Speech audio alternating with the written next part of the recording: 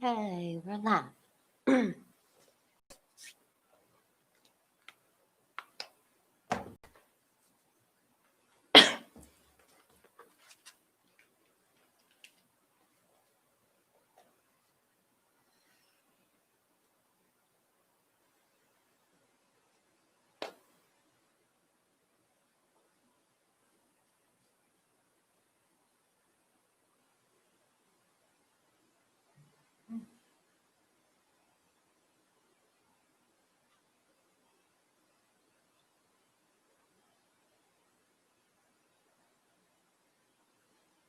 Good morning. If you're here on YouTube and you can hear me, I see at least one person's here. If you can hear me, give me a thumbs up so I know that my sound is working.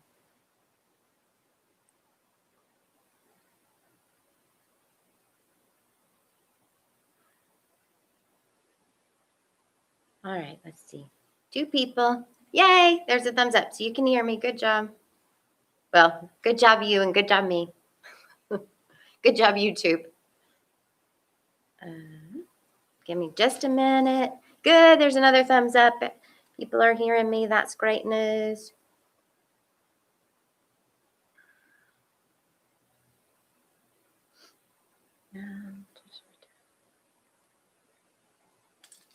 Yay, 2 thumbs up.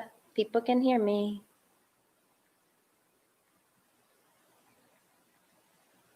Opportunity. This one.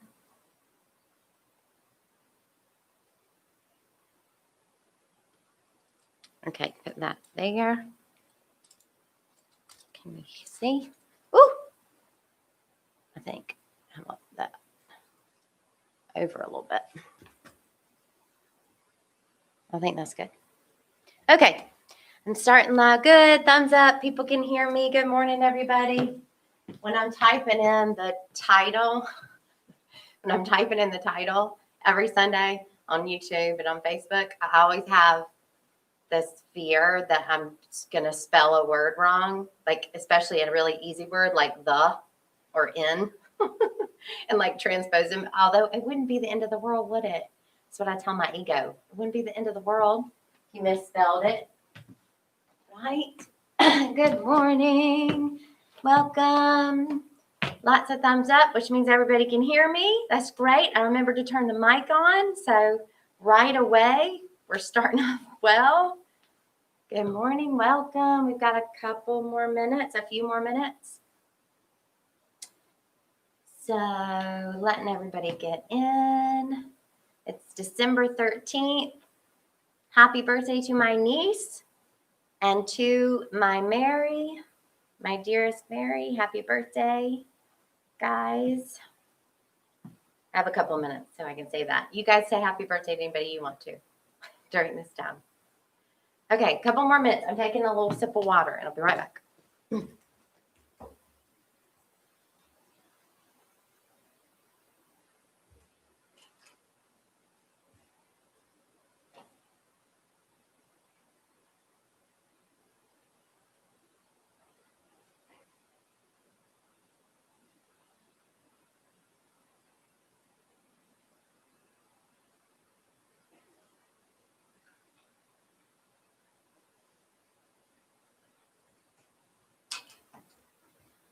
Okay. Have I mentioned I miss y'all? I mentioned I miss you guys being in this room. If I haven't, I'm mentioning it now. I miss y'all being in this room.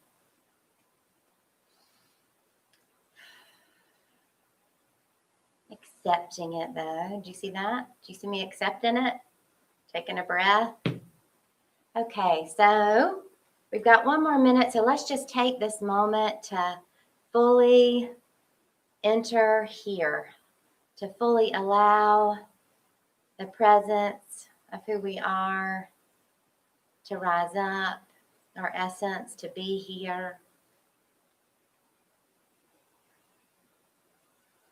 We just take a breath together in through our nose and out.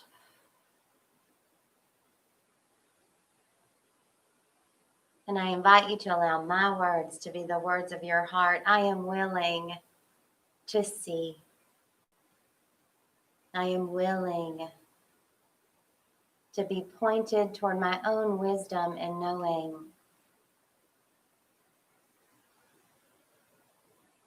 I recognize that there is great purpose to this moment. To me being here, right now. I recognize that it is my Christ nature, my soul, my higher self that brought me here. And I am willing to become aware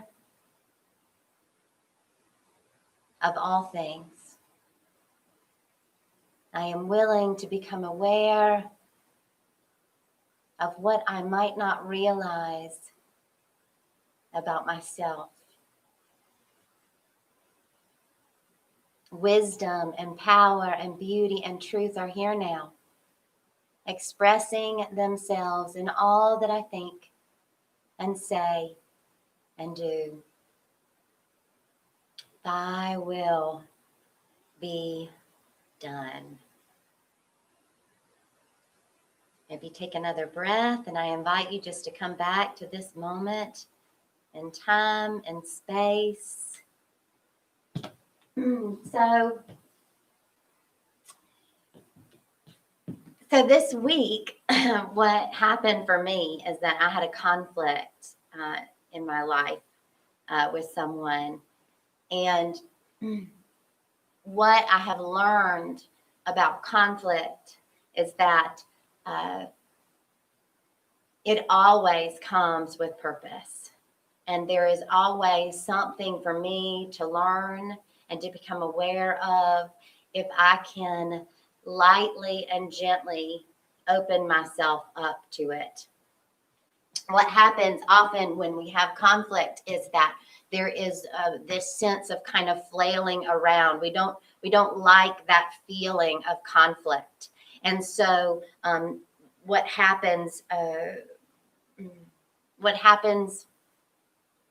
can happen is we go on automatic pilot and we begin doing anything that we can to try to feel better because conflict feels bad. And what happens usually is it's our ego, the part of us that is not us, but it is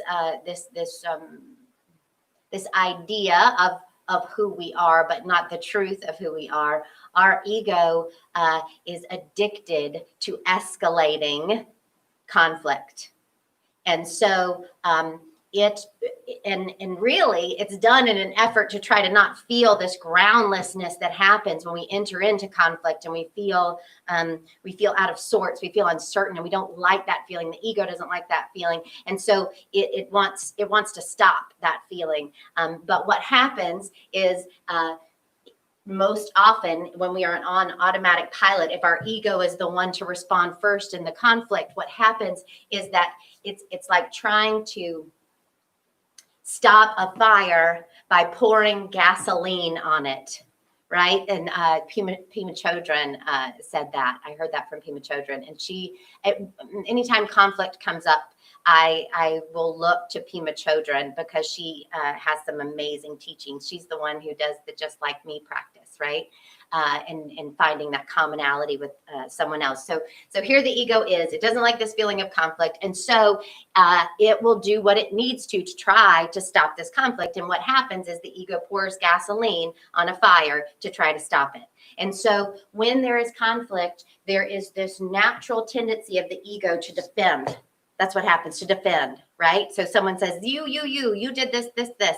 And the ego wants to go, no, wait, no, and start to correct it right away. And so what I know about conflict is if I can get really quiet when a conflict starts, if I can get really quiet and become willing to not defend, right? To become willing to say, okay, I'm open. It doesn't feel good, right? It doesn't feel good. I feel this sense of groundlessness, and I'm just going to do my best to stay open and aware so that I can own what is mine to own, because that is truly the key to my freedom. If you have a conflict with another person, there is something, a lesson for them. There is something for them to learn and to become aware of that they are unconscious of. And there is something for you to become aware of, something that you are unconscious of to become aware of. And if we can get quiet, if we can open ourselves up to it, conflict can be an amazing thing. The result of conflict can be growth and freedom and deeper sense of your essence, of yourself, of your groundedness. And why is this important? Why, Unity of Appleton, Lydia Singleton, spiritual leader. Why am I talking about this? I'm talking about this because psychology, coming to understand our personality and the structure of our ego, is what is required to become aware and to allow it to fall away so that our Christ nature can come about. So everybody knows, right, that I love the Enneagram. Everybody knows Enneagram. I talk about it all the time. There is an amazing, there's amazing stuff here in the Enneagram. And I've got a part that I want to read to you. But first, I'm going to read you a few quotes, okay? So I want you to keep this in mind when it comes to becoming aware of what you are unaware of about yourself, about these unconscious things about yourself. Pema Chodron quote, and it says, the essence of bravery is being without self-deception. The essence of bravery is being without self-deception, so not deceiving yourself. However, it's not so easy. Just take a straight look at what we do. Seeing ourselves clearly is initially uncomfortable and embarrassing. As we train in clarity and steadfastness, we see things we prefer to deny. Judgmentalness, pettiness, arrogance, these are not sins, but temporary and workable habits of the mind. Do you love that? The essence of bravery is being without self-deception. It is the recognition that to some degree we are all deceiving ourselves about something about ourselves, right? And so we become committed to this. We become committed to we become willing to be uncomfortable with what we see when we look within, right? Okay, so, hold on. I wrote how to pronounce this dude's name. I always get it right. Gurdjieff is how you say it. Gurdjieff says, without self-knowledge, without understanding the working and functions of his machine, man cannot be free. He cannot govern himself, and he will always remain a slave. Without self-knowledge, without understanding the working and functions of his machine, man cannot be free. He cannot govern himself, and he will always remain a slave. What that means is we go on automatic pilot until we become aware of the ways, the habits that we have of going unconscious, and until we become aware of those things, that unconsciousness will drive the bus that is our life. Do we like that? But that will drive. So in that automatic pilot will take over, right? And we know this. You've watched it. I watch it in myself. You know that Pema Chodron also gives this metaphor. And this might have been given to her by a teacher, I don't know. But she says, she calls it the hook. And what she says is it's like a fishing hook with a worm on it, right? It's got the bait, and you are the fish, right? And you're seeing that this is not going to end well. There's a hook. You see the hook. You know that there's a hook, but there's also a juicy worm, and you just can't not go for that fish, even though you know it's going to be painful. And it is that unconsciousness that will drive us until we become aware of it. Okay, I'm going to read this to you. So, giving up our suffering. Gurdjieff said something strange and paradoxical, that the last thing human beings will let go of is their suffering. Could this possibly be correct? If so, why? First, our suffering is familiar. It is what we know, and it therefore feels safer than some other unknown condition. Perhaps we are afraid that if we give up our own personal brand of suffering, some new and worse form will take its place. The second reason is probably a more important one, and it should not be underestimated. Much of our identity comes from holding on to our suffering. Much of our identity comes from holding on to our suffering. So that's that ego thing where the ego is trying to put out the fire by pouring gasoline on it, okay? So much of our identity comes from holding on to our suffering, from all the complaints, tensions, conflicts, blaming, drama, rationalizations, projections, justifications, and energy that it allows. We could even say that it is the root of our personality. Suffering is the root of our personality. If our suffering and everything that surrounded it disappeared, who would we be? Who would we be without our conflicts and our judgments and our drama and our blaming and our rationalizations and our projections? Who would we be? If nothing were wrong with us, we would have to confront the fear of standing alone in the present, and we would have to take responsibility for ourselves. We would have to be willing to make choices and see them through to completion. There would be no more blame, no more stories about the past, no more schemes about the future. We would simply become a living human being facing the vast mystery of existence. In fact, we would simply become what we already are. Only now we would fully acknowledge it and live out of that truth. Until we reach full self-realization, the personality is going to keep shutting us down to some degree. That means becoming unconscious to some degree. It is important for us to expect this. Otherwise, we can get discouraged and give up. If we persist and keep showing up, however, even knowing that we are repeatedly going to fall asleep to ourselves, the situation will change. In time, our essence will arise more frequently. With each awakening, something new is revealed until the whole picture radically shifts. Gurdjieff taught that the process is akin to adding salt to a glass of water. Nothing seems to happen for a long while until suddenly a saturation point is reached and a new crystal grows in the water. If we refuse to be passive to the mechanisms of our personality, then we open ourselves to the divine grace that is yearning to be active in us. As our being gathers force, we become willing to let go of unnecessary suffering and become ever more deeply aware of the astonishing gift of life. In short, the degree to which we release our attachments and their attendant suffering is the degree to which we free our capacity for joy and for life itself. So what I want to say about that is there was attachment going on. So this conflict was happening, and this person felt, very strongly that I had done things, that I was coming from this certain place, and I became open to it, and I asked myself, is that true? Is that where I'm coming from? And it wasn't true. And so my ego wanted to go, well, you defend. You say, no, that's not true. That's not true, right? And I went, no. I'm going to get really quiet. And I am not going to defend, because that ego thing that said you need to defend yourself, it would have been pouring gasoline on a fire to put it out, right? And what I was attached to was this person seeing that wasn't true, that I was kind, that I was good, right? I was attached to that. So the problem, can you see that? There is a problem when I am attached to the way that you see me. When it matters to me, when I am hooked and I need you to see me in a certain way, that is attachment. And that is our suffering.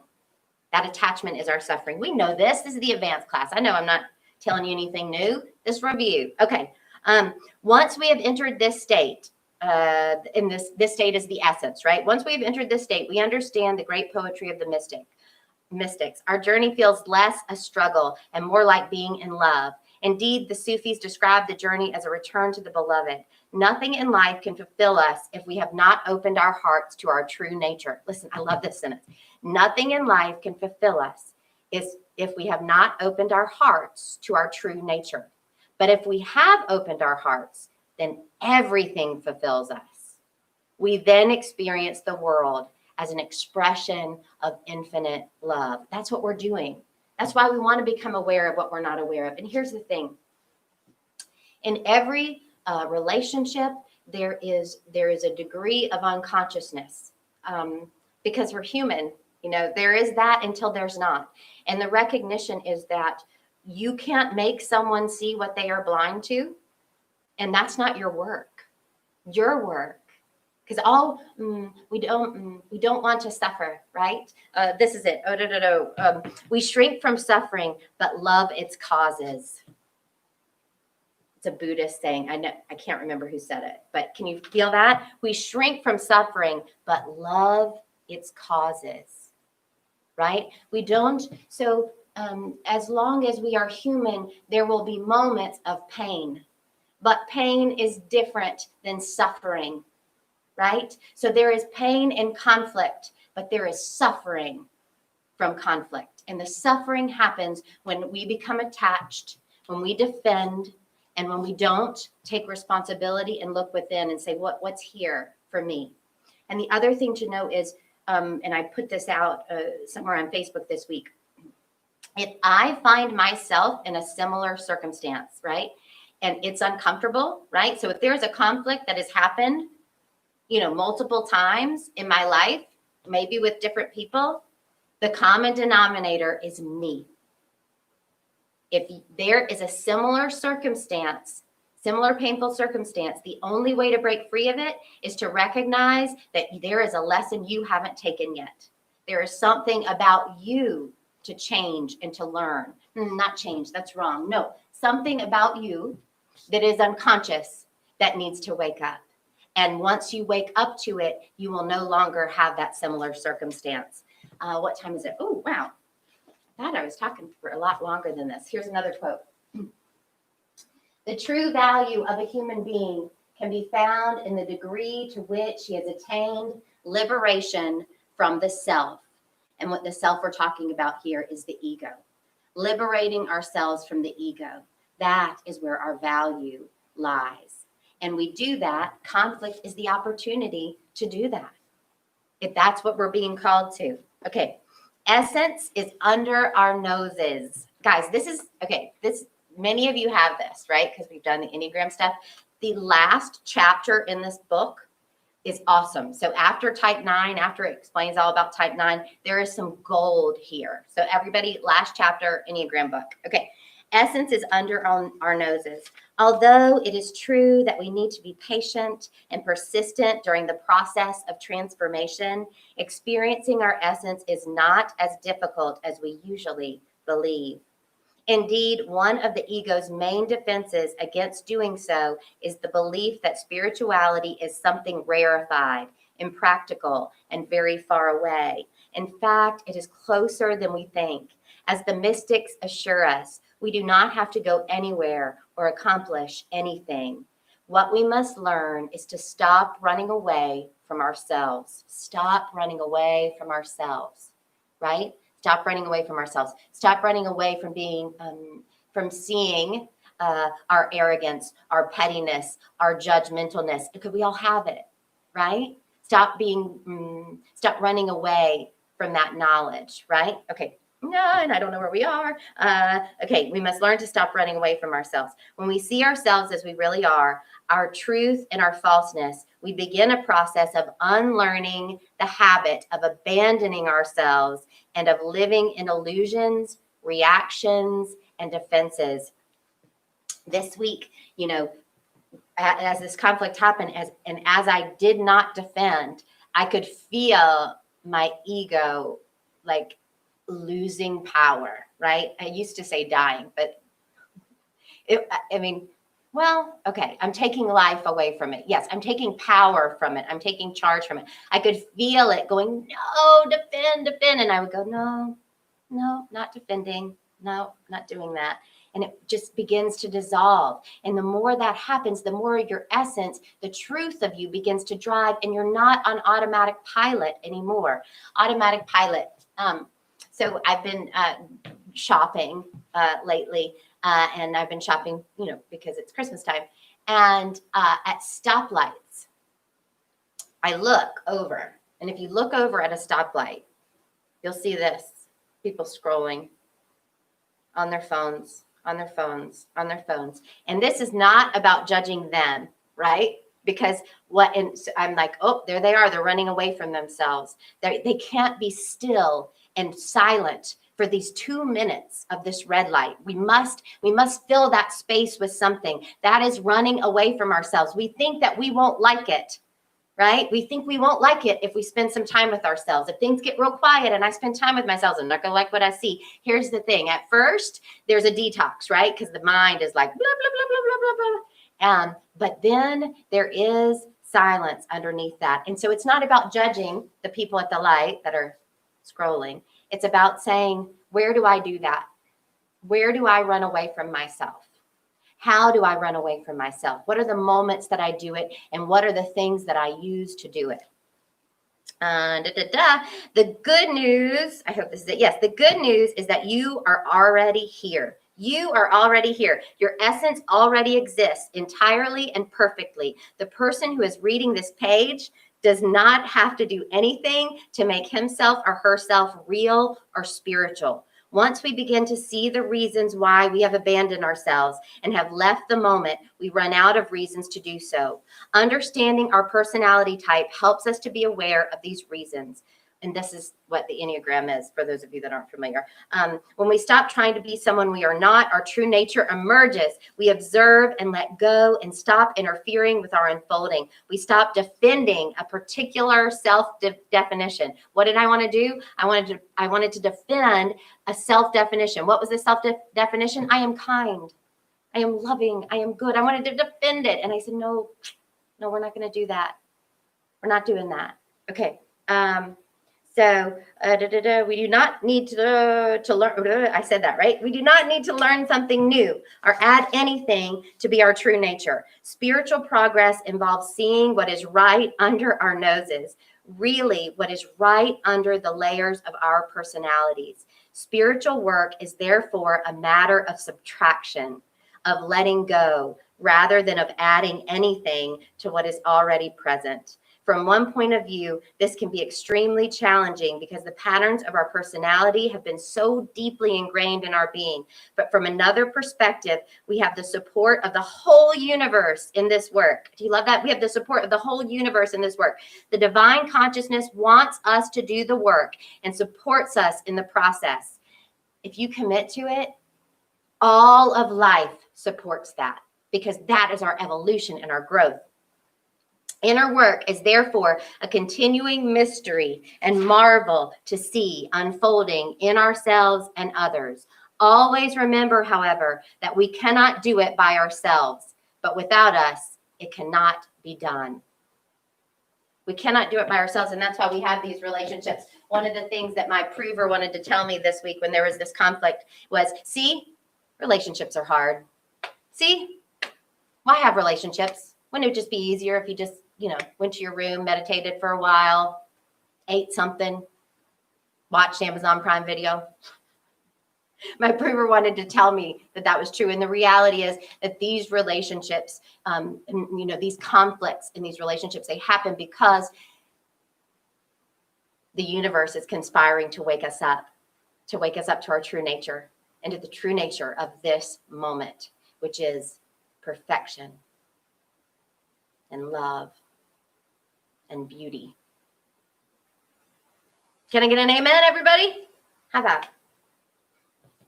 I just said, okay. Let's just take a minute to just be quiet and let all of that just sink in. I haven't said anything new today. These are things that are already within you, If you heard any wisdom, it came from you.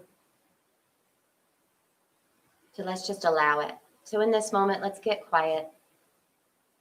Let's allow ourselves to stop scrolling.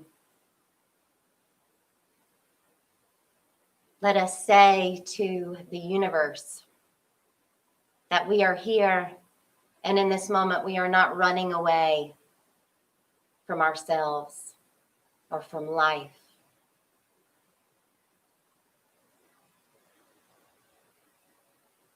We are willing to be here fully.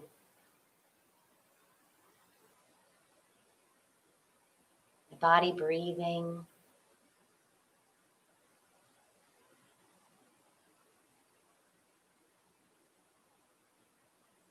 And we just take a moment of silence.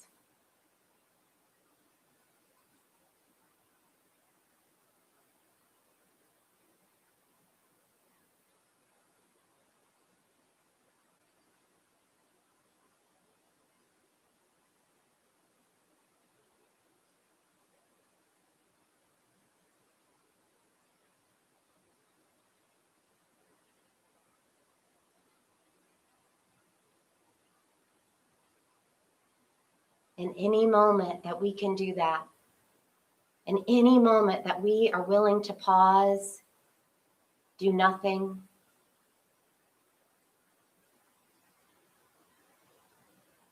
we are not running away from ourselves, and we are allowing our essence to emerge.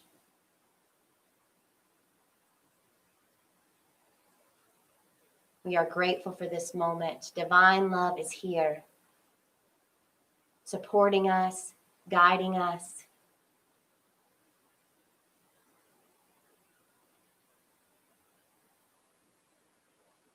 I am worthy of this moment in its fullness.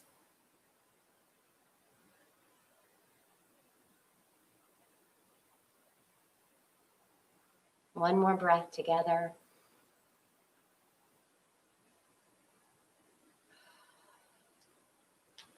Now, as you are ready, you can open your eyes. The daily word for today. I know that wasn't very Christmassy of me, was it today?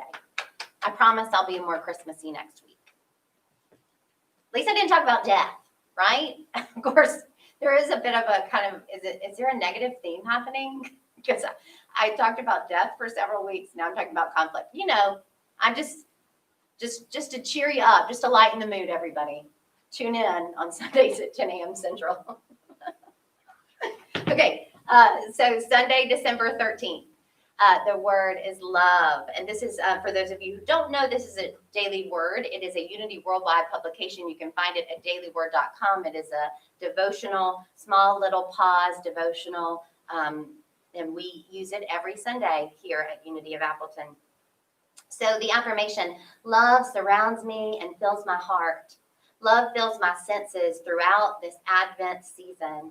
I find it in the taste and aroma of my favorite holiday recipes, lovingly made. I hear it in my favorite Christmas music, sung with joy. I feel love in a child's enthusiastic hug and in a friend's caring touch. I see love and joy in the festive decorations adorning houses and neighborhoods. The love of friends, family, and neighbors at Christmas time surrounds me in so many ways. Throughout the year, love remains the most beautiful evidence of the presence of God in and through all things.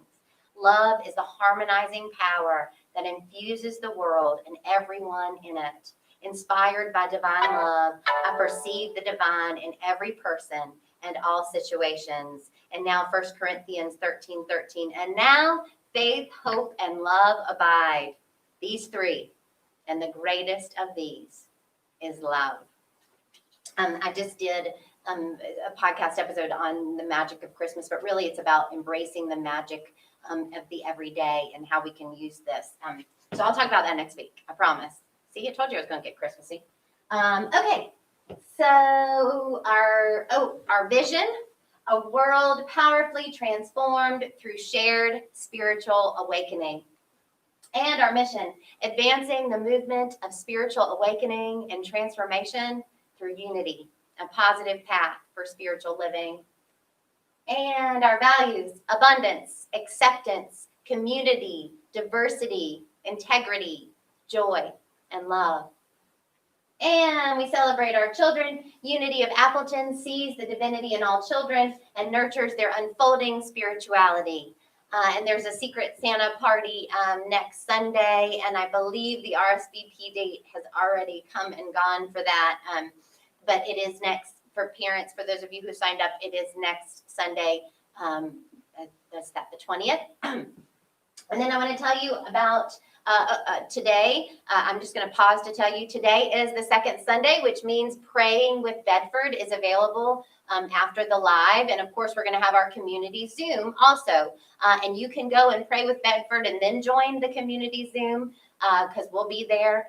So I've put both links on the Unity of Appleton members only page. You'll see one clearly says community Zoom and the other one says Pray with Bedford. And remember, you can pray with Bedford and then come join the community Zoom. So that's after today. And if you are not a member and would like to participate in our Zoom, it's an amazing time, great conversations, and you can reach out to us and we will see about involving you. Okay, so we're going to take our moment of gratitude. So we recognize that gratitude is an energy that lives inside of us all the time and that we can cultivate it by calling it forth. And so in this moment, I invite you to bring to mind a person, a situation, something for which you feel thankful. I'll smile, breathe, and in your mind, tell that person or that situation, thank you. Thank you. All right. So our affirmation of prosperity, as you know, we had an amazing fundraiser. Thank you to everyone who gave and showed up in such a loving way, and especially to our two amazing donors who did the matching campaign. And I also want to say that we have sustaining members who give week in, week out, all the time.